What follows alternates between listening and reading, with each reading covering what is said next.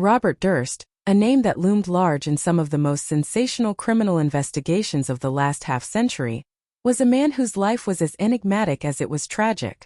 Born into one of New York's wealthiest real estate dynasties, Durst's life seemed destined for privilege, success, and influence. Yet, his story became a twisted saga of suspicion, alleged murders, and courtroom dramas that culminated in his own demise behind bars in 2022. Robert Durst was born on April 12, 1943, to Seymour and Bernice Durst. His father, Seymour, was a prominent figure in New York real estate, responsible for expanding the Durst Organization, a multi-billion-dollar company whose name became synonymous with Manhattan skyscrapers and elite development projects. Robert was the eldest of 4 children, and from an early age, he was seen as the heir apparent to the family business. However, his childhood was marked by a profound tragedy. When Robert was just 7 years old, his mother, Bernice, died after falling from the roof of their family home.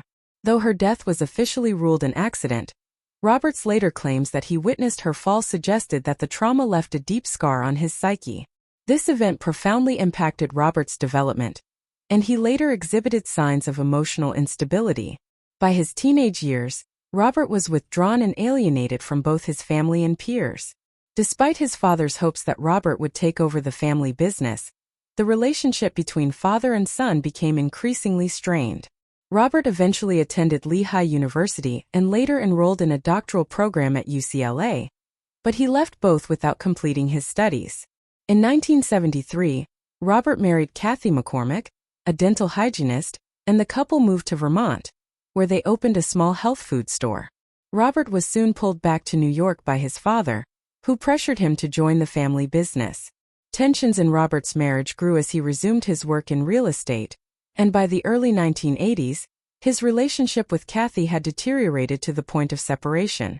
In 1982, Kathie disappeared under mysterious circumstances.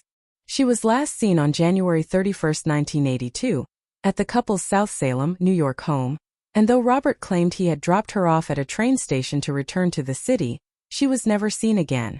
Her disappearance sparked a media frenzy, but no charges were filed against Robert, and Kathie's body was never found. For nearly 2 decades, Kathie's case remained cold.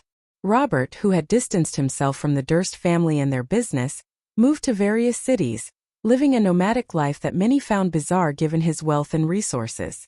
He eventually settled in Galveston, Texas, where he lived under the assumed identity of a mute woman. It was during this period that Durst became embroiled in another case of suspicious death. In 2001, Robert Durst's elderly neighbor Morris Black was found dismembered, with his body parts floating in Galveston Bay. Durst was arrested and charged with Black's murder, but in an astonishing turn of events, he admitted to killing Black in self-defense, claiming the two had struggled over a gun. Despite the fact that Durst had gone to great lengths to dismember and dispose of Black's body, a jury found him not guilty of murder in 2003. Durst's legal team argued that the dismemberment was a panicked reaction to the accidental death. Though acquitted of murder, Durst was sentenced to a brief prison term for evidence tampering and other minor charges related to the case. In the years following his acquittal, Durst became a subject of fascination for true crime enthusiasts. His peculiar behavior, wealth, and connection to multiple suspicious deaths made him a figure of both intrigue and revulsion. His wife Kathie's disappearance, though still unsolved, continued to haunt him, and law enforcement remained suspicious of his involvement. Another turning point came in 2000, when Susan Berman, a longtime friend of Durst and the daughter of a notorious Las Vegas mobster, was found shot execution-style in her Los Angeles home. Berman had been Durst's confidant for years, and many speculated that she had helped him cover up Kathie's disappearance. Shortly before her death, police had been seeking to question Berman regarding Kathie's case, leading to widespread speculation that Durst had killed her to prevent her from revealing incriminating information. Yet, like in the other cases, no charges were immediately filed against him. It was not until years later, when Robert Durst agreed to participate in a documentary series, The Jinx, The Life and Deaths of Robert Durst, that his downfall began in earnest. Released by HBO in 2015, the 6-part documentary chronicled Durst's life and the various criminal allegations against him. The filmmakers unearthed damning evidence, including a letter that appeared to link Durst to Susan Berman's murder. However, the most explosive moment came in the final episode when Durst, wearing a live microphone while in a bathroom, seemingly confessed to multiple murders. Unaware that the microphone was still recording, Durst muttered to himself, "What the hell did I do? Killed them all, of course." This moment became a media sensation, and within days of the episode airing, Durst was arrested in New Orleans on charges related to Berman's murder. During his arrest, police found a revolver and a large sum of cash, raising suspicions that Durst had been planning to flee the country. In 2021, after decades of suspicion, evasion, and courtroom drama, Robert Durst was finally convicted of the murder of Susan Berman. The jury found him guilty of killing Berman to prevent her from implicating him in Kathie's disappearance. For many, this conviction felt like long overdue justice, though the fates of both Kathie McCormack and Morris Black remained unresolved in the eyes of the law. Shortly after his conviction, Durst was sentenced to life in prison without the possibility of parole. Robert Durst's life behind bars was short-lived. In early 2022, Durst, who had been in poor health for years, died in a California hospital at the age of 78.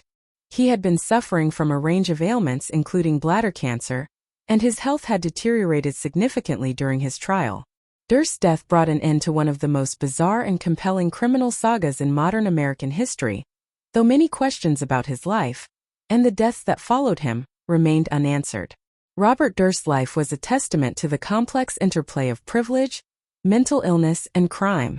Born into wealth and influence, he ultimately became infamous for his alleged role in multiple murders.